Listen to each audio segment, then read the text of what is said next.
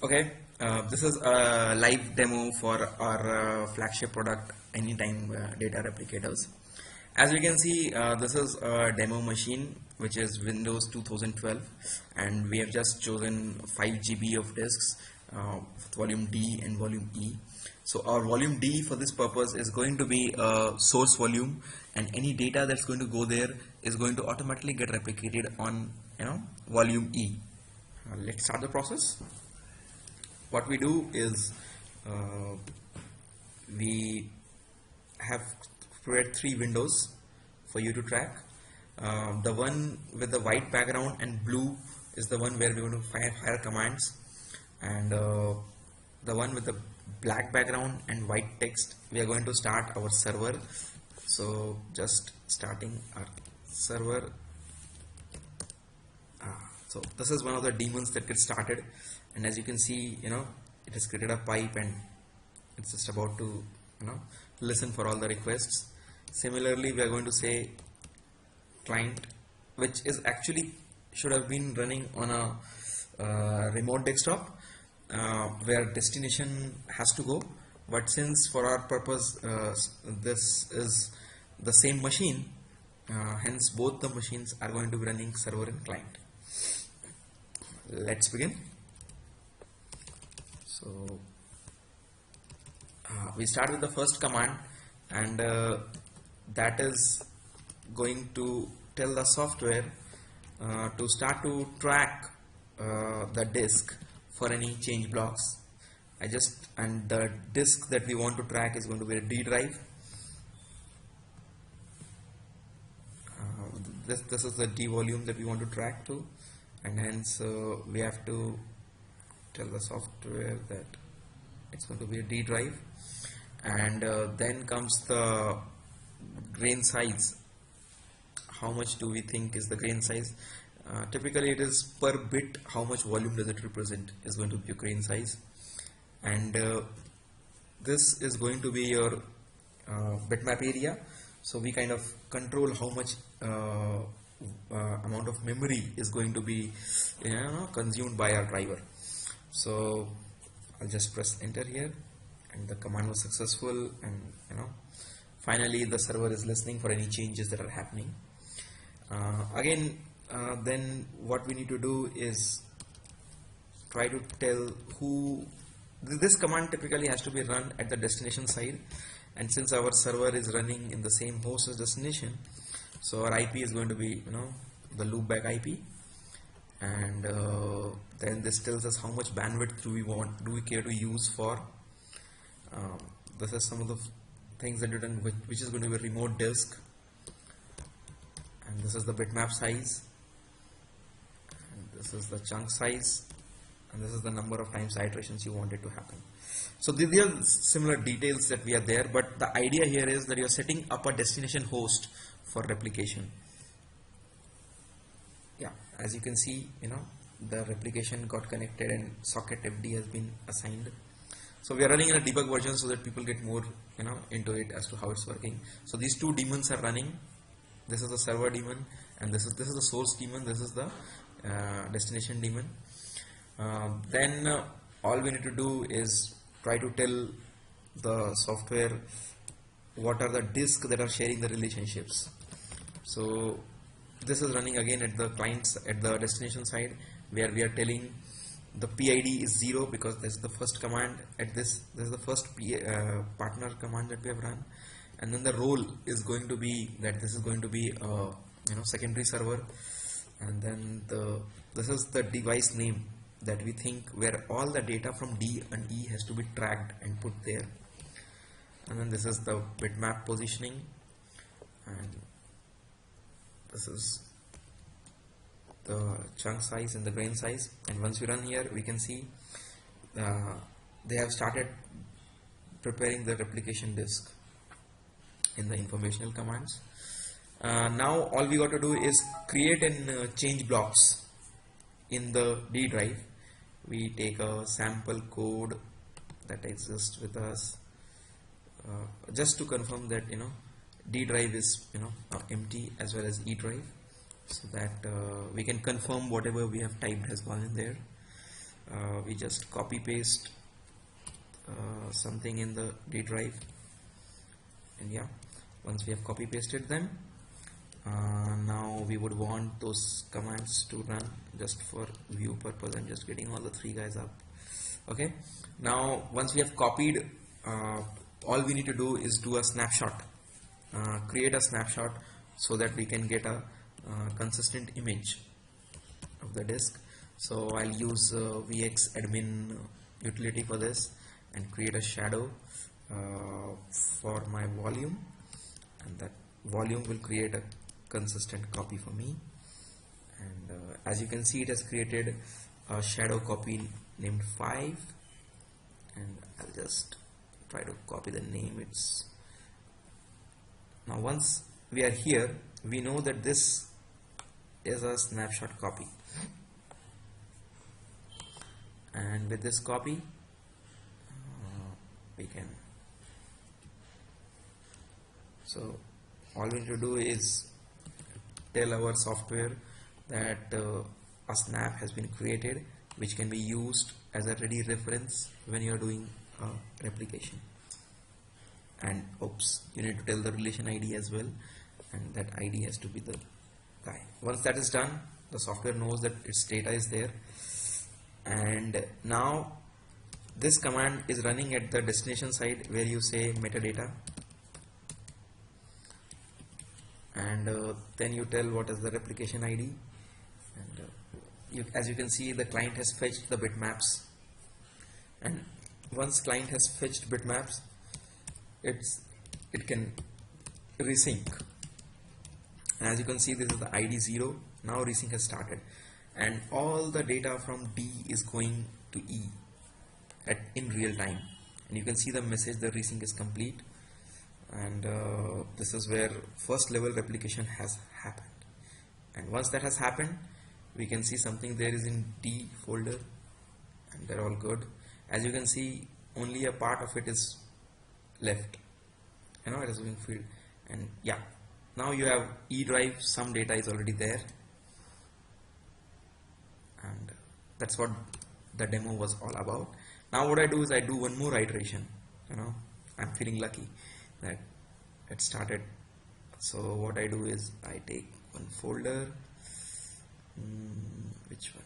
Okay, so I take a folder in desktop. Let's say I take this one. Okay, so I take this folder and I try to copy it on a D drive again, which is a different folder, a different item. What do I do now?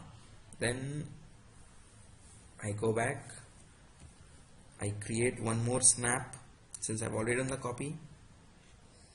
Once, oops, I had to create snap using create shadow for D. Once the snap is ready, oh, it's not copied yet, so let the data go there, then I'll create one more snapshot. I think it's taking time, but the idea is, yeah, now I can take a snapshot, and it's the copy 7. So once I know that this is the copy 7, I will use the snap object copy 7. That's all has changed, right? And then put a 0, which means this is the iteration number which I'm talking about. And then I will do metadata again, and see, again he has got some metadata, and then I will do resync.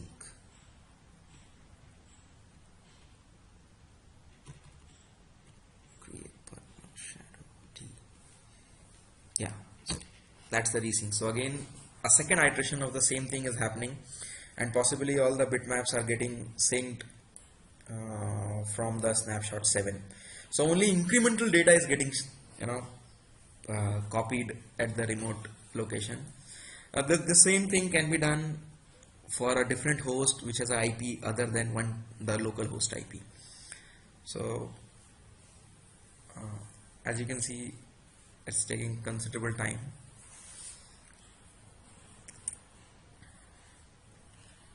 I think with a little bit of efforts, all this can be UI'd, and you can make it click of a button thing.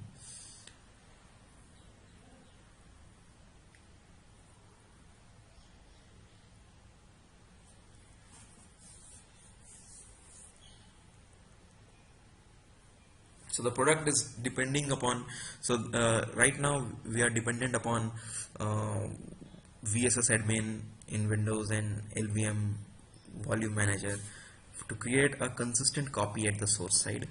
But having done that, you have a consistent image at the other side, which can be used for DR purpose or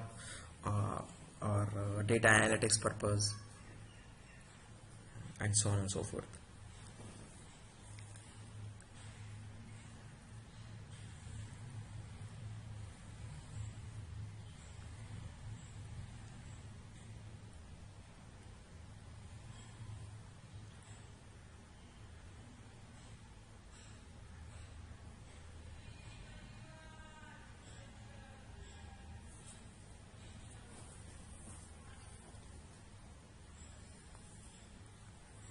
As you can see, right now some bits have gone.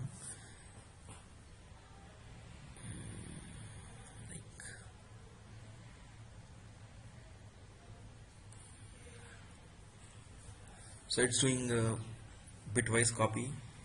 Let me just enumerate that this IDs are partner IDs, and then you have to create a relationships object so that the software can understand.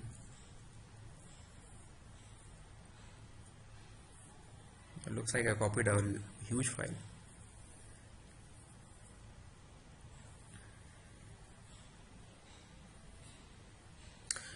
In next video I'll be discussing about the design of EPDR, so that people can get a hang of the simplicity of the design.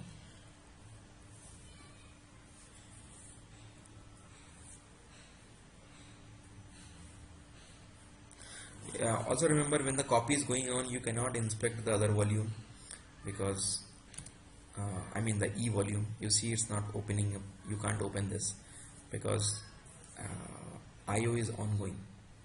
However, between the replications you can always check the disks. So we'll know at the moment it's complete.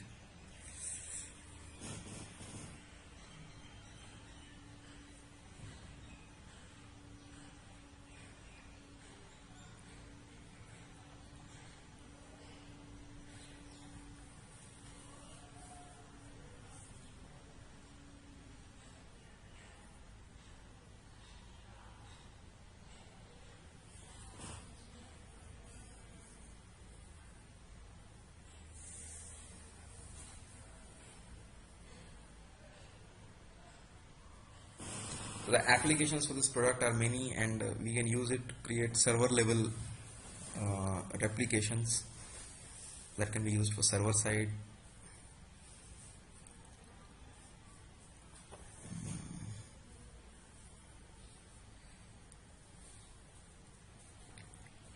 Most people would want to skip the video at this point because it's just syncing and syncing.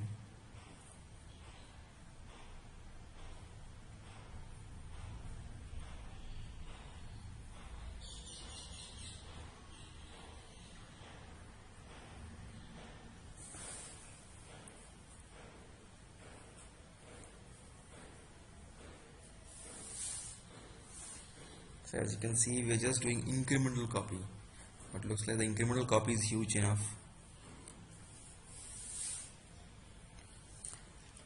You can try to delete the previous .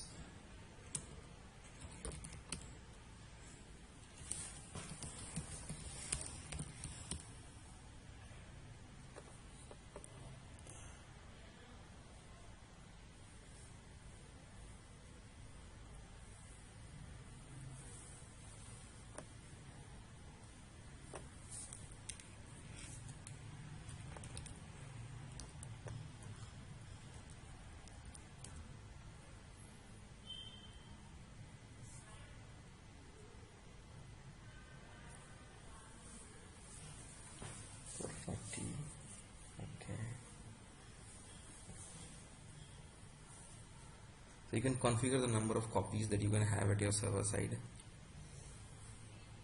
And volume shadow service gives you that facility.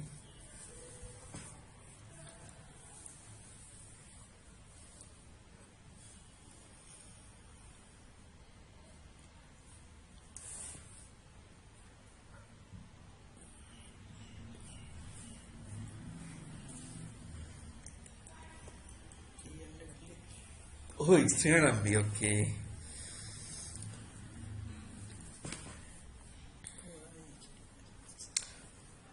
Okay, so as you can see, the moment error comes, the client object gets paused, and you can see you have possibly lost the data. Receive as error 0. So server send error. इसको cut करेंगे. हाँ, देख लेते क्या हो गया इसको. Same इधर वो प्रेस कर दिया आपने पहले ही. उसकी दो बार किया था. क्या प्रेस किया? ऑलरेडी बीच में स्नैपशॉट 2 बार कर लिया. उससे कोई फर्क नहीं पड़ता. नहीं लेकिन हाँ, VSS एडमिन को 2 बार किया मैंने. हाँ, VSS एडमिन 2 बार अभी कॉपी करने के समय किया. नहीं, ये जो किया ना मैंने, कॉपी चल रहा है तब मैंने VSS लिस्ट कर दिया. ये नहीं. हाँ. जब डाटा कॉपी हो रहा है ना, हाँ. उस समय भी 2 बार किया. नहीं उससे फर्क नहीं. एक बार किया नहीं, ये किया पहले बाय मिस्टेक कर दिया. वो अभी भी उस समय भी वो कॉपी हो रहा है. हाँ, पर एडमिन किया तो इसीलिए मैंने एक और बार एडमिन किया. ठीक है, अभी आप रुक कर. पर क्यों ऐसा रहा? देखिए तो सर्वर सेम डिस्क नहीं मिला. लास्ट टाइम जो मिला था नहीं ऊपर नहीं दिखते भैया. Server send error.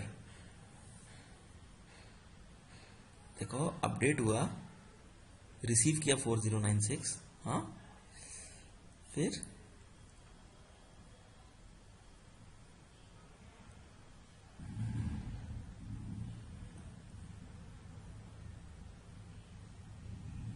Receive error. इसका सेंड एरर है. राइट, यहाँ तक राइट हो गए सॉकेट को. बाद में यहाँ पास सेंड एरर आया. नहीं, सेंड एरर क्यों आया? तो पहले इसको सेंड एरर आया 2348.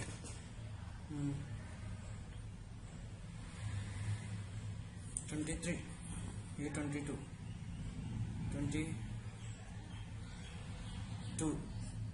इधर है.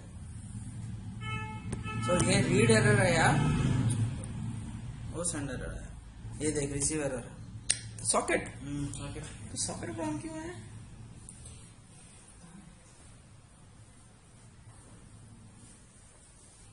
ठीक है, पहले रुको ना, वीडियो को रोका ना. अब तक कैप्टन रुकता हूँ ना, पहले वो सुनेगा नहीं.